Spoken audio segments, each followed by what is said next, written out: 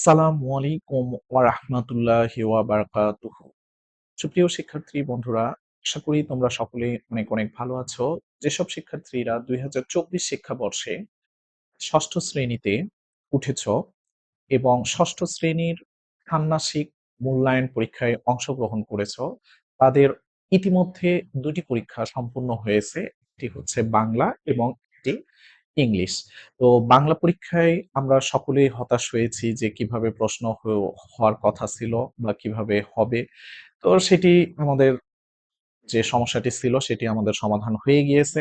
আরেকটা হচ্ছে ইংলিশ। ইংলিশও আমরা মোটামুটি কমপ্লিট করেছি। তো যে পরীক্ষাগুলো আমাদের সম্পূর্ণ হয়েছে, সেই পরীক্ষাগুলো সম্পূর্ণ হওয়ার পরেও এখনো আমাদের মধ্য থেকে যে সমস্যাটি বা যে ভয়টি এখনো দূর হয়নি, সেই ভয়টি হচ্ছে যে কিভাবে গণিত পরীক্ষা হবে। তো আগের পরীক্ষাগুলো যেভাবে হয়েছে, সেই প্যাটার্ন অনুযায়ী গণিতের তাহলে প্যাটার্নটা কেমন? তো সেই প্যাটার্ন নিয়ে আজকে আমি তোমাদের সঙ্গে আলোচনা করব এবং এই প্যাটার্নটি তোমরা ফলো করলে অবশ্যই তোমাদের ১০০% ইনশাআল্লাহ তোমাদের কমন আসবে এই আশায় ব্যক্ত করে আজকে আমি তোমাদের এই ভিডিওটি করতেছি। তো সুপ্রিয় শিক্ষার্থী বন্ধুরা, তো চলো আজকে আমি তোমাদেরকে প্রশ্ন সম্পর্কে একটু ব্রিফ করি।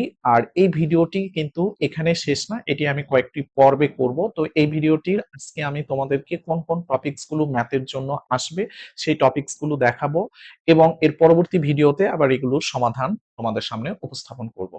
So my dear friends and students, let's go to our today's topics.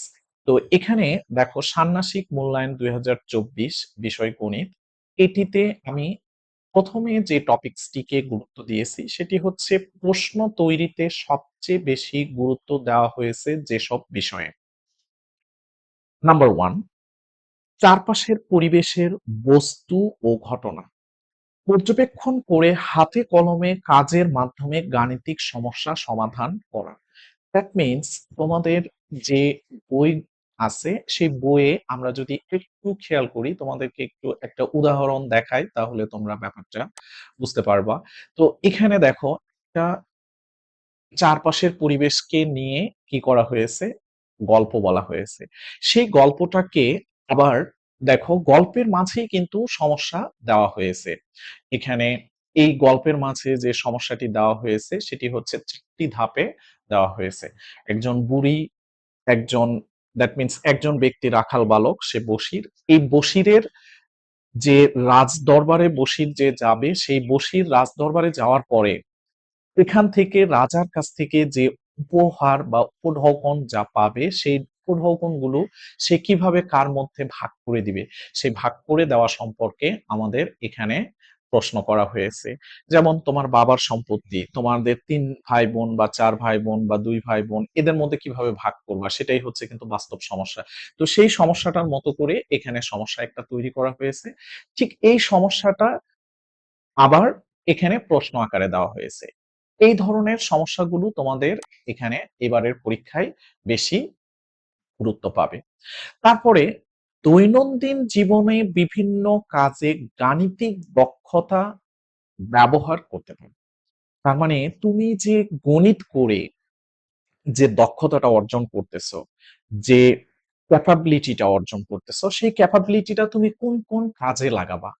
সেই কাজে লাগানোর বিষয়গুলো সম্পর্কে এখানে তোমাকে জানতে হবে।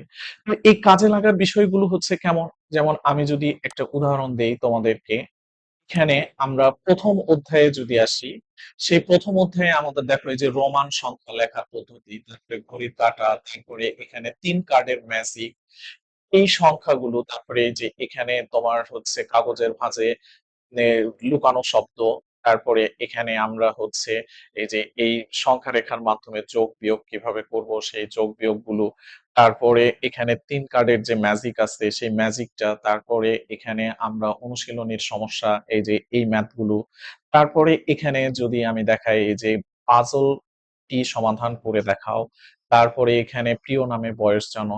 এই ধরনের সমস্যাগুলো তোমার হচ্ছে ম্যাথ শিখে তুমি যে একটা ম্যাথই যে করতেছো তা না।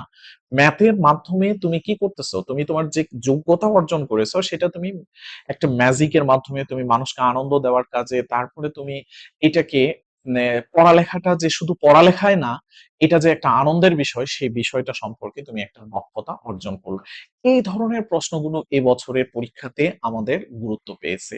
তারপরে এখানে গাণিতিক বিষয়ক মোট ১১ টি শিখন অভিজ্ঞতা আমরা শিখব।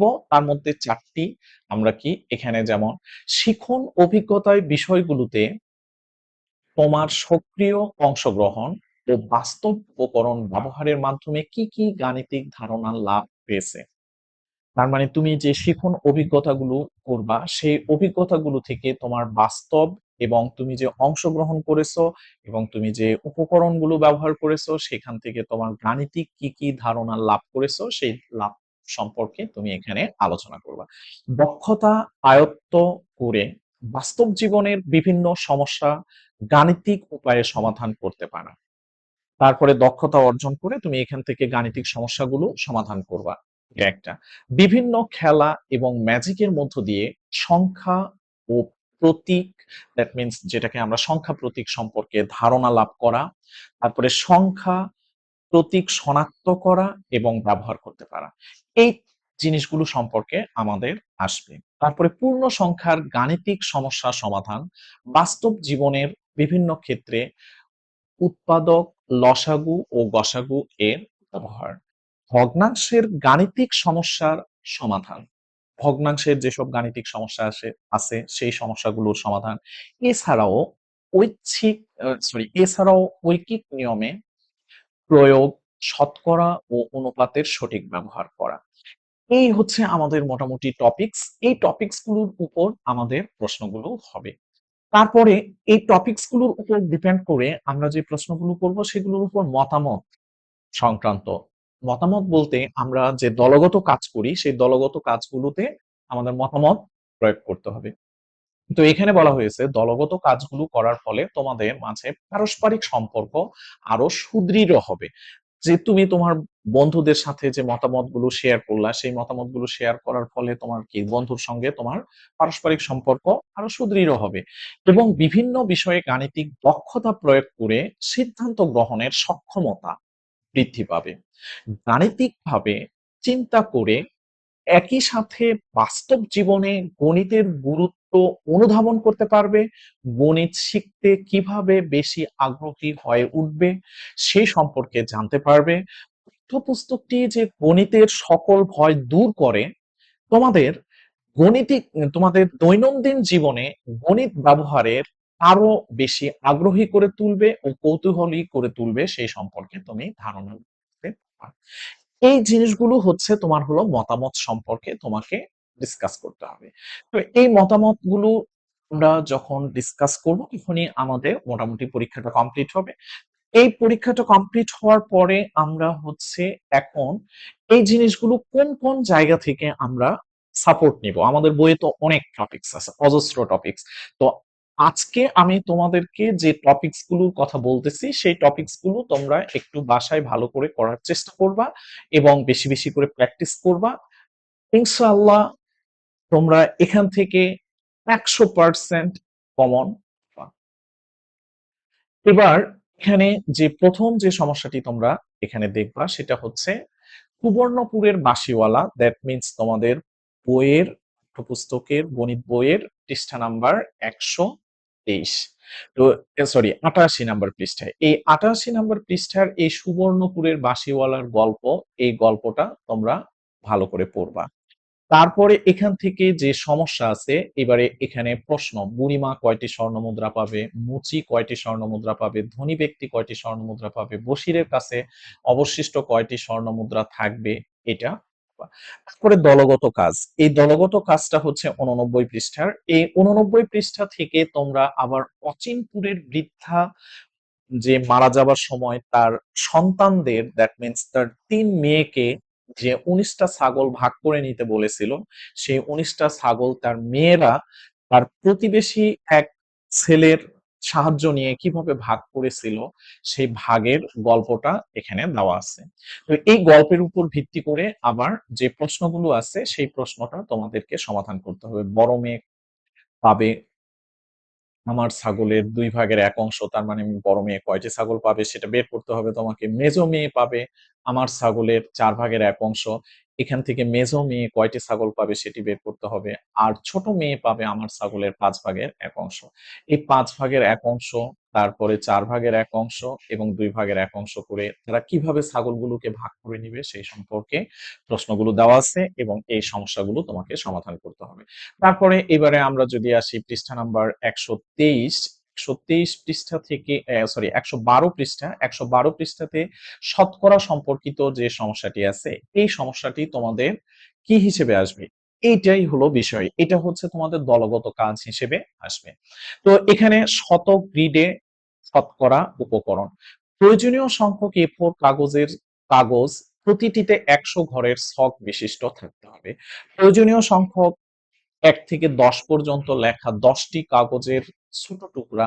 প্রয়োজনীয় সংখ্যক রং পেন্সিল ২ রঙের হতে হবে। এটা খেয়াল রাখতে হবে। এই বিষয়টা নিয়ে এই গ্রিডটা তোমাকে কমপ্লিট করতে হবে। তারপরে এখানে জোড়ার ২ জন শিক্ষার্থীর হাতে ২ রঙের পেন্সিল নিতে হবে। প্রতি জোড়ায় ১ থেকে ১০ পর্যন্ত লেখা ১০ টি কাগজের ছোট টুকরা তৈরি করো। এইভাবে এই প্রশ্নগুলো, আর যে কাজটি তারা করবে সেটা হচ্ছে লটারির মাধ্যমে করবে। তো এই গেল এটা। তারপরে বার মডেল। এই বার মডেলটা তোমরা একটু দেখবা। আর এরপরে যেটা আসবে সেটা হচ্ছে সিলেটে তিশা কিভাবে ভ্রমণ করেছিল ২৫০০ টাকায়। এই ২৫০০ টাকার গল্পটা তোমরা পড়বে। এটি পড়ে এই যে এখানে বাস ভাড়া বাবদ তিশা এখানে কত টাকা খরচ করেছে, তারপরে তোমার হচ্ছে বাস ভাড়া তিশার কাছে থাকা মোট টাকার শতকরা কত অংশ, তিশা মোট কত টাকা খরচ করেছে, তিশার কাছে কত টাকা অবশিষ্ট ছিল, তিশা কত টাকার খাবার খেয়েছিল, খাবার খরচ মোট টাকার শতকরা কত অংশ, খাবার খরচ মোট খরচের শতকরা কত অংশ, এই জিনিসটা আমরা ভালো করে করব। আর বার মডেলে শতকরা ধারণা ব্যবহার করতে পারো। তো এই পৃষ্ঠাগুলো অবশ্যই তোমরা বই থেকে এখন কমপ্লিট করো। আর আমি পরবর্তী যে ভিডিওটি দিব সেই ভিডিওটি তোমরা ভালো করে আবার দেখবে। তাহলে ইনশাআল্লাহ এই ভিডিওগুলো পর্যায়ক্রমে যে ভিডিওগুলো দিব, এই ভিডিওগুলো যদি তোমরা ভালো করে কমপ্লিট করে যেতে পারো তাহলে তোমাদের পরীক্ষাটা অনেক ভালো হবে। এই আশায় ব্যক্ত করে আজকের ভিডিওটি আমি এখানে শেষ করছি। আর এই ভিডিওটি দেখে যদি তুমি উপকৃত হও তাহলে অবশ্যই তোমাদের ফেসবুকের টাইমলাইনে শেয়ার করে রাখবে এবং তোমাদের বন্ধুদেরকে দিবে, তারাও যেন উপকৃত হতে পারে। আশা করি সকলেই উপকৃত হবে এই আশায় ব্যক্ত করে আজকের ভিডিওটি এখানেই রাখতেছি। আল্লাহ হাফেজ। আসসালামু আলাইকুম ওয়া রাহমাতুল্লাহি ওয়া বারাকাতুহু। May peace, mercy and blessings of Allah subhanahu wa ta'ala be on all of you.